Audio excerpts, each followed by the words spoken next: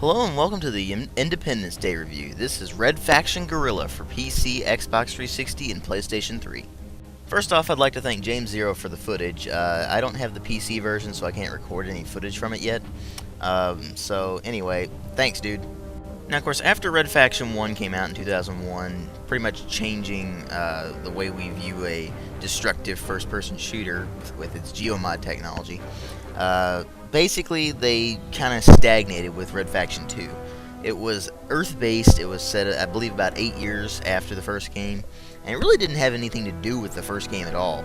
It was a very consoleized shooter, and there was nothing wrong with that. It's kind of lackluster.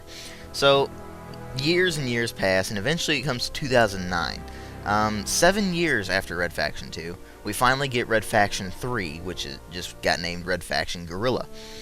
It's set 50 years after the first game, and it takes place on Mars again, so that's awesome. One thing that's really cool about it is it actually does reference the first game quite a lot, because, again, it takes place on Mars, and, you know, the story that was part of Red Faction 1 actually is kind of important to Red Faction Guerrillas. Now, of course, 7 years has done a lot to graphics.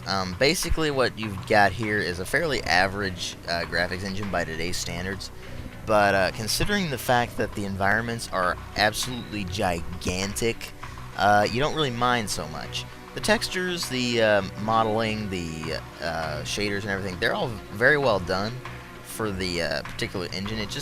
The art style they chose just kind of looks kind of but overall it works very well. The animations are nice and fluid, which surprises the hell out of me, considering the fact that Red Faction 1 and 2's animations were okay, but I mean, they weren't particularly great or anything. They did their job, and that's basically what the animations here do too. But again, they work very well. Now, of course, with the graphics engine came the addition of Geomod 2, which meant they needed to implement the physics a lot more. So, performance-wise, the engine surprisingly performs very well, even when there's tons of stuff blowing up. And that's one thing that's really, really cool about the game. Even on console, it does kind of slow down a little bit, and the performance tanks a little bit while there's tons of explosions going on at once, but that's just because it's rendering all those physics. Overall, the graphics engine performs admirably, and without being too demanding on your system's hardware. Then there's, of course, the sound design, which is fairly average, to say the least. Voice acting isn't bad, nor is it really that great. They just sound like they're kind of reading from the script. They don't really put a lot of effort into the voice work, and that's not a bad thing. The first game didn't have that either. So you don't really put a lot of emphasis on the voice acting. The sound effects themselves are actually really good. The explosions sound very beefy and concussive. When you got the sledgehammer bashing through stuff, it just sounds awesome. All the guns sound really nice. Although I will say the pistol sounds more powerful than the assault rifle. That doesn't make much sense, but anyway, no big deal on that. Vehicles sound nice. Overall, the sound effects themselves work very well. And then there's the music. Dan Wentz is back for the soundtrack, but also with Tim Wynn, and they just did an awesome job with the soundtrack. Now, I like the first game's soundtrack, and it's kind of techno-ish kind of thing. But with this one, they added in orchestral stuff, and it just sounds awesome. So, anyway. Now, gameplay saw the biggest change from Red Faction 1 and 2, which were linear first-person shooters.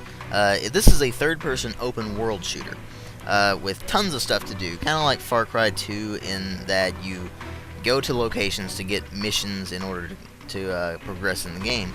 But unlike Far Cry 2, the missions are actually pretty varied. Now, in Far Cry 2, the entire game, all you did was just shoot stuff. Nothing else. There was no other mission objective than to blow something up. Now, in Red Faction Guerrilla, that's one of the mission objectives. But there's also stuff like rescue hostages, drive a vehicle to a given location, hold off an EDF assault. Then there's, of course, the blow up high importance targets thing, too. But all aimed at reducing an EDF control in an area to 0. And once you do that, you can liberate the sector. Now, the open world gameplay also presents a problem. The story is practically non-existent. Now, it's there in a couple missions at the beginning, and then another one I'd say a quarter of the way through. And then the rest of the game is just open world stuff up until the very end, where the story kicks in again all of a sudden. Now, that's kind of a problem with the game, because it means that there's not as much direction as you'd hope for. But in Red Faction Guerrilla, you don't really mind as much, because once you're playing the game, you just kind of get in this vibe of going around doing all these missions and stuff, like being a guerrilla. Now, the thing about being the guerrilla in the game is that you're not really all that stealthy. You just destroy as much as you possibly can. Another annoying thing about the game is the salvage system, which you use to upgrade stuff. Now, you collect salvage, and that's basically your kind of currency, I guess you could say. And you get more by mining ore than you do by just knocking stuff down, which kind of makes sense, I guess. But the problem with that is that everything is ridiculously expensive by the end of the game. Now, by the end of the game, you don't really have all that much you can get salvage from, because there's just so much in that crowded area that if you try to destroy something, all of a sudden you'll have the EDF and gunships around you. So that's annoying. But other than that, gameplay works pretty well. The cover system's a little wonky, so are the vehicle driving controls, but again, I'm playing it on the 360, so I can't really say anything for like the PC controls. But anyway, basically the game also has some pretty basic multiplayer stuff like team deathmatch, capture the flag, that kind of thing, as well as the siege mode where one team tries to destroy the other team's buildings. Now, backpacks come in to play in the multiplayer only. They actually are basically power-ups where they can range anything from like speed to basically a jetpack kind of thing. And those actually alter the gameplay quite a bit, which surprises me. But anyway, then there's a I don't know if it's on PC or not, but the Wrecking Crew mode. On console, how it works is this. You basically try to destroy as much as you possibly can. And once the time runs out, you pass the controller to somebody else, and they try to beat your score. Now, that's a pretty kind of wimpy mode, I guess you could say, but it's fun once in a while. Now, overall, I'd say that the gameplay in Red Faction Guerrilla is kind of this weird hybrid of Far Cry 2 and basically Red Faction's Destruction. Now, that's not a bad thing, but it's not a particularly great thing either. Now, Red Faction 1 was a good game. I really liked it. I have not played Red Faction 2, but from what I've seen, it doesn't look all that great. Now, Red Faction Guerrilla basically revitalized the series. Now there's a sequel to it coming out next year called Red Faction Armageddon. And they've reinvented it again by making it practically survival horror. Now, that's not a good thing in my book, but anyway.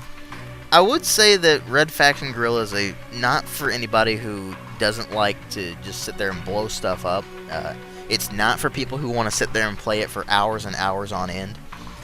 It's one of those games where if you play it in medium intervals, I'd say 1 or 2, maybe 3 hours, and then stopping and doing something else, I would say that's probably the best appeal for it.